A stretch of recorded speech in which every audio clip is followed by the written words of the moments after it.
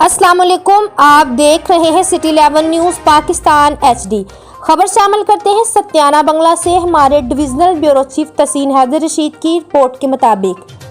पाकिस्तान तहरीके इंसाफ के MPA चौधरी आदिल परवेज गुज्जर, तहरीके इंसाफ के रहनुमा चौधरी सनावला गुज्जर ने रूरल हेल्थ सेंटर सत्याना में खिताब करते हुए अपने 3.5 साल की कारकर्दगी बताई। उन्होंने कहा कि मैंने सत्याना की गिरदोनवाह में करोड़ों रुपए के फंड से तरक्याती काम करवाए। इस मौका पर उन्होंने बताया कि अनकरीब रूरल हेल्थ सेंटर सत्याना को अपग्रेड करके तहसील हेडक्वार्टर हॉस्पिटल की सतह पर लाया जाएगा और खेलों के फ़रोग़ के लिए स्टेडियम तमीर करवाया जाएगा। इस मौका पर उन्होंने सत्याना प्रेस क्लब की कारकर्दगी को सराहा, मसाइल उजागर करने लगे, सत्याना के सहाफ़ियों की तारीफ की। इस मौका पर उन्होंने कहा,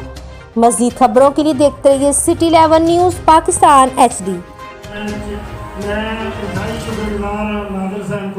chairman press club, Rashid Tar साहब president press club, Khalid Mahmood Bhatt साहब जनरल सेक्रेटरी प्रेस क्लब, जिन्होंने और फैसलाबाद की सहाफत दे विच हमेशा प्रेस क्लब सत्याना का एक अहम किरदार है। अगर ये जितने भी मैं काम दसे ने हस्पताल होवे हमेशा सही तरीके नाल तुसीं निशानदेही और